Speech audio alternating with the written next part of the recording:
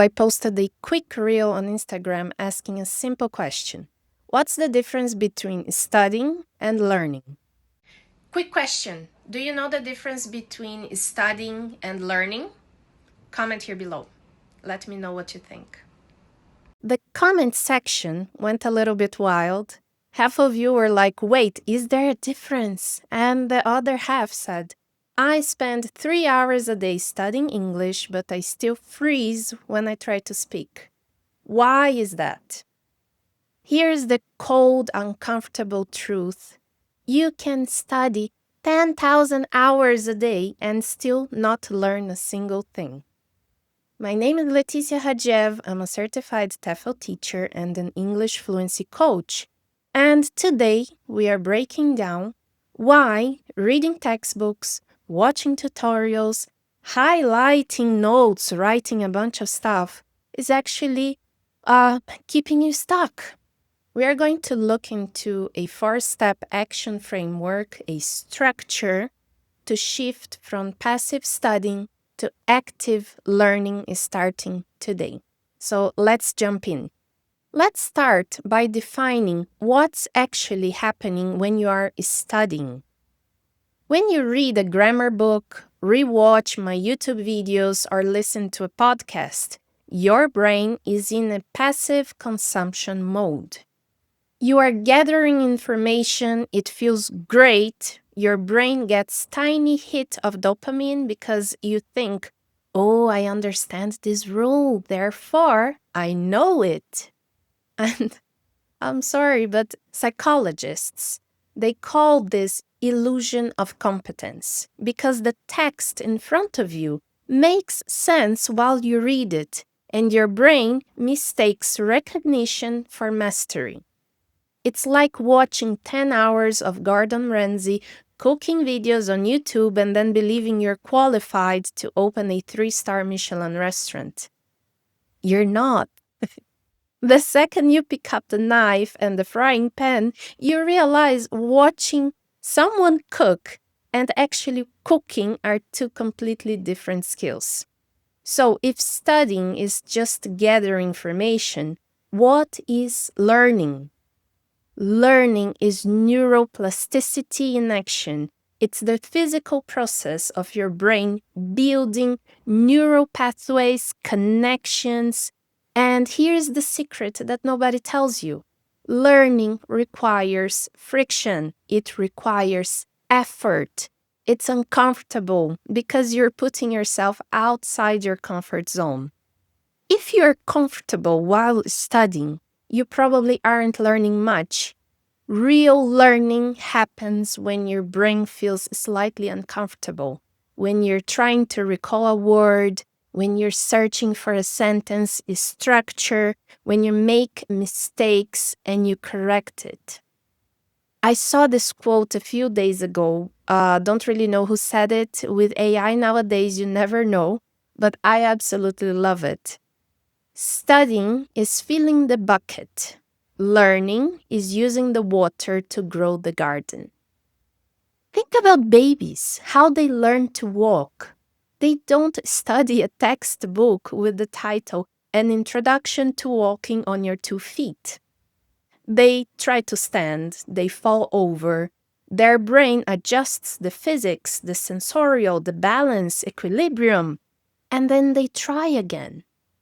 The falling, the mistake, is where the learning happens. It is what forces your brain to adapt, to adjust, and to learn. Now, the 4-step framework to learn anything. How do we bridge the gap between studying and learning? How do we take all those hours you spend studying and transform them into real permanent skills? I brought you these 4 steps. Let's take a look, okay? So the first step, most people do 80% input, like reading, listening, watching, and only 20% output, like speaking, writing, testing. So let's just flip it. If you have 15 minutes to study English, spend 10 minutes reading a rule, learning new phrases, and then the other 40 minutes creating your own sentences about your real life, your real experiences. Record yourself speaking, practice with a partner, write on a journal. The second step is practice active recall. When you finish reading the chapter of a book, close the book, cover the page, and ask yourself, what did I just read? Can I explain it in my own words? If you can't, I'm sorry to tell you, you didn't learn it yet. You just read it. Step 3. Don't hoard information for someday. If you study a new grammar tense today, use it in a text message, journal entry, a voice memo within 2 hours. Unused knowledge dies in short-term memory, so use it ASAP, as soon as possible, to remember it for life. The fourth step is the Feynman Technique. It basically says that you need to teach in order to learn, which is the ultimate test of learning. Can you teach a 10-year-old what you just learned? If you can explain a complex concept using simple language without using jargons or looking at your notes, you have truly learned it.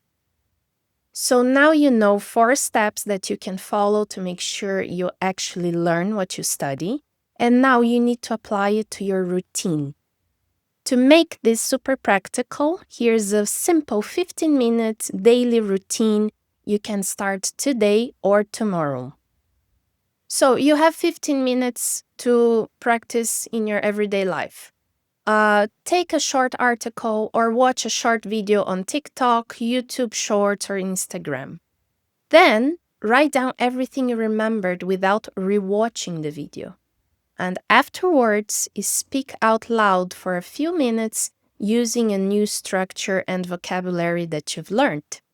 This is a very simple exercise that the more you do it, the better you get at it. So practice, practice, practice.